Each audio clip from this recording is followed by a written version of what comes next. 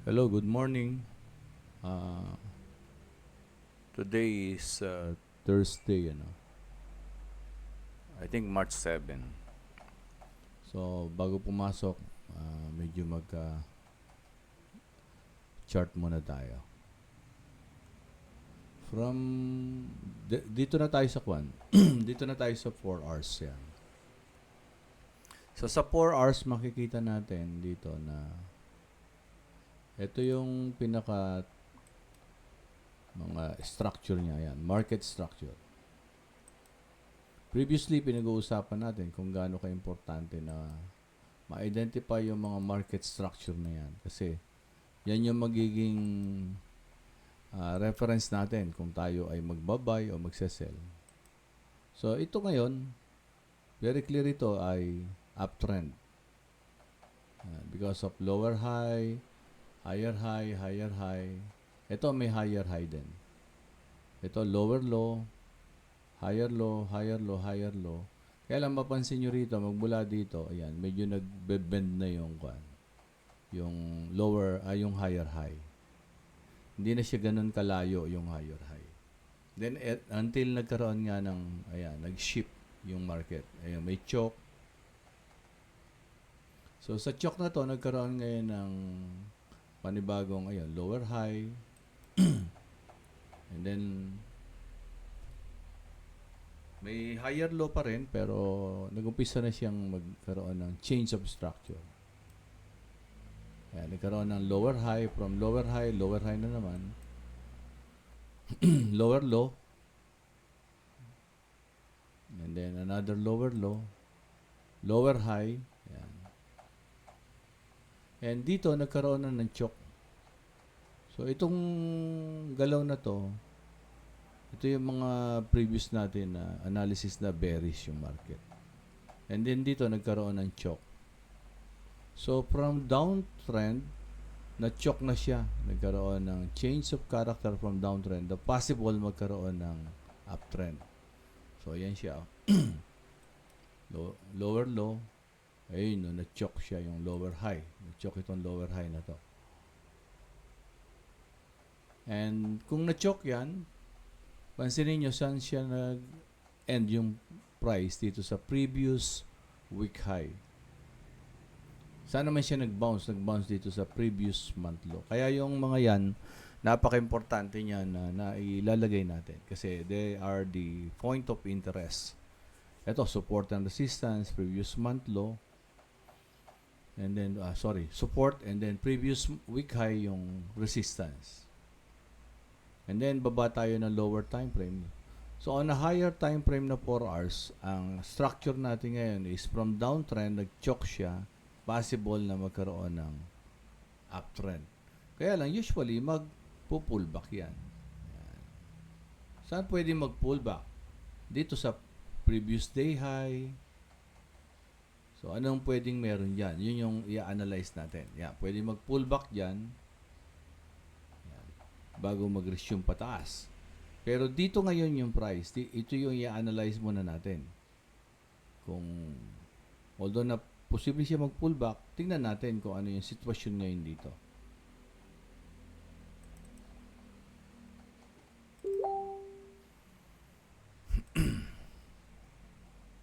So, ang gagawin natin ngayon, bababa tayo ng 1 hour.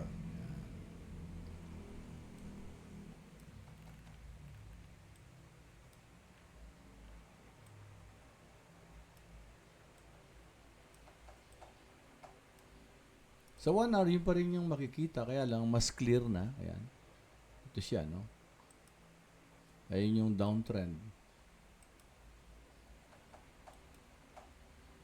Hindi naman saktong-sakto na parang tumutuloy siya pababa sa trend line. Ito yung trend line. Ayan. Hanggang dun. So, nire-respect niya yung trend line as resistance. So, ayan.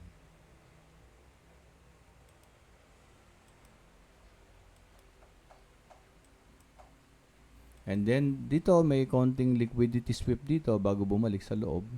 Ayan.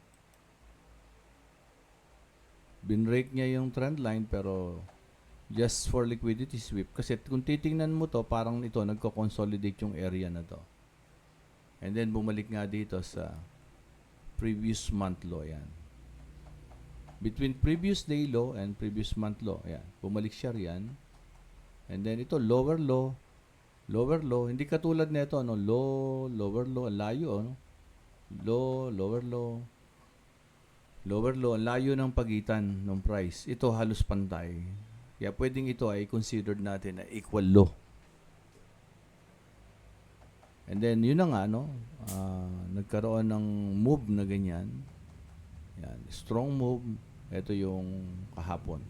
Hanggang nakarating siya rito sa previous week high. And it becomes also the previous day high. Last day. Kahapon. Yesterday, kahapon. Yan. So, ito ngayon yung lumalabas na range from this equal low, lower low, gandito, sa price na to na previous day high. Yan yung range. Yan. So, ang tanong ngayon, itong price na to, ano itong nangyayari na to? Usually, pag may mga ganyan na strong move ng uptrend na ganyan, pwedeng magkaroon ng order block dito yan. And para magkaroon ng valid order block, kailangan yung galaw niya, walang hesitation. Mapansin nyo, green talaga. Kahit pumunta tayo ng 4 hours. Yan, nakita nyo. Strong move talaga siya. Walang hesitation. And pwede mag-create ng order block yan. And what is order block? No, yung order block naman, yung order block, yun yung galaw ng institusyon. Ano? To have a valid order block, balik tayo ng 4 hours, kailangan may strong move. And then, kailangan may tinatawag na fair value gap. Ayan. May fair value gap. Ayan. Kung magmamanual tayo, ayan, ayun yung fair value gap. Ayan.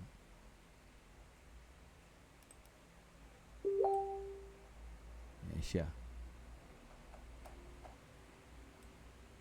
Yung fair value gap na yan, posibleng balikan yan. Bullish fair value gap, 4 hours.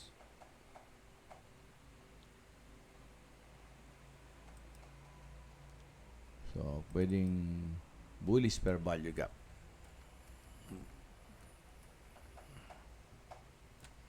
Fair value gap for our time frame. Yan. So, ibig sabihin, pwedeng balikan yan.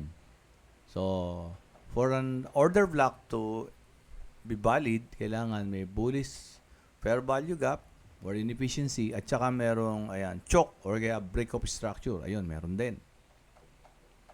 Ngayon, na-reach niya yung previous week high at kasalukuyan siyang nagsa-sideways.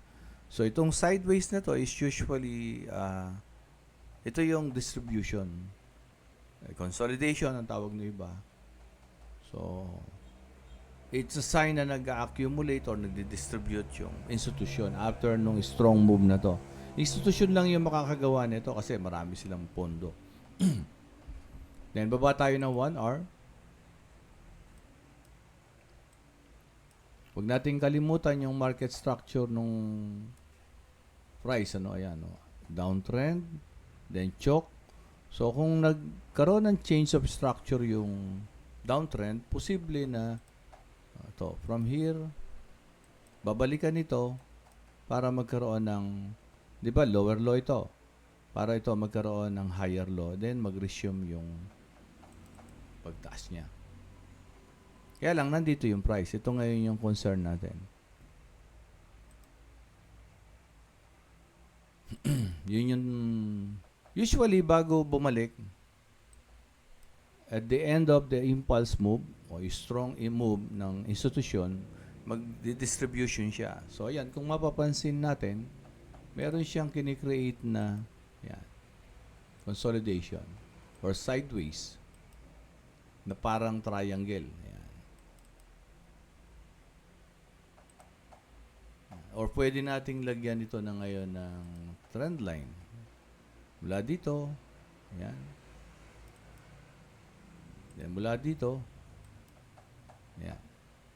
So, parang yan yung reference natin.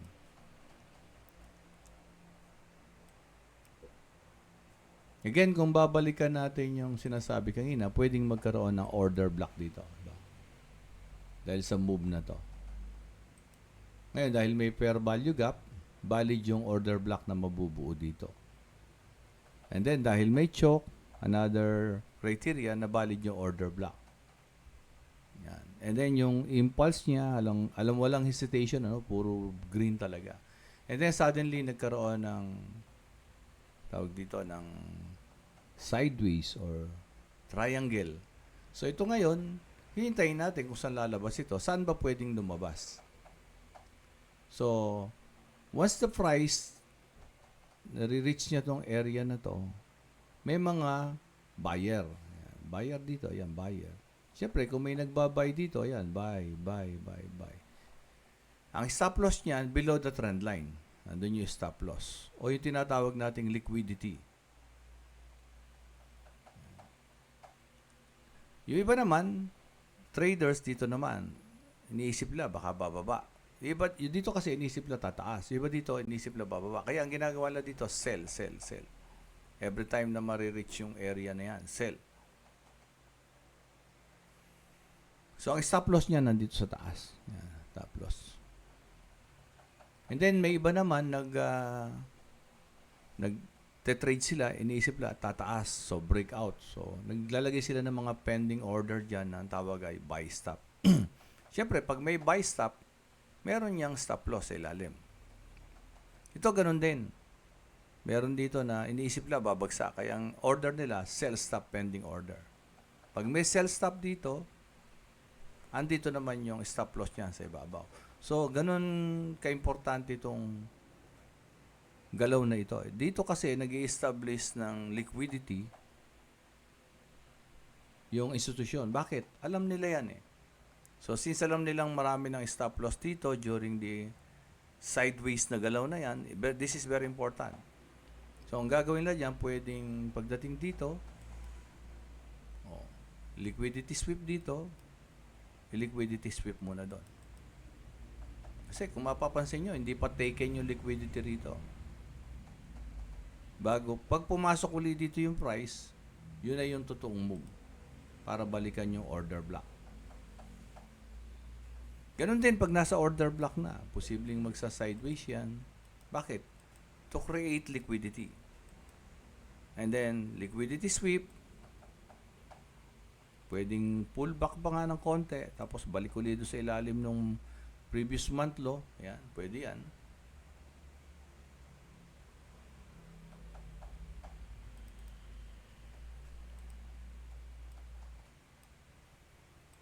Again, pagka nagkaroon na ng liquidity sweep dito at bumalik dito yung price sa loob, ayun, liquidity sweep, pwede ka nang mag-sell. Tapos pag nandito na, ganun din, minsan nagsa-sideways o madalas nagsa-sideways kasi yun nga yung galaw ng institusyon, alam nila yan. And then pag may ganyan na, liquidity sweep, yung previous month low, bago doon sa totoong move. Bakit? Di ba, this is the change of character from downtrend. So, possible makikreate ito ng higher low bago mag-proceed doon sa tinatawag na talagang trend niya na. Which is possible na magkaroon ng uptrend. Kaya lang, ito yung mga binabantayan natin. So, the moment na magkaroon ng liquidity sweep dito, possible sell ako. If not, halimbawa, nag-breakout dito, above dito, syempre, ibang analysis na yan. But for the meantime, yun lang muna inaabangan ko kung mangyari.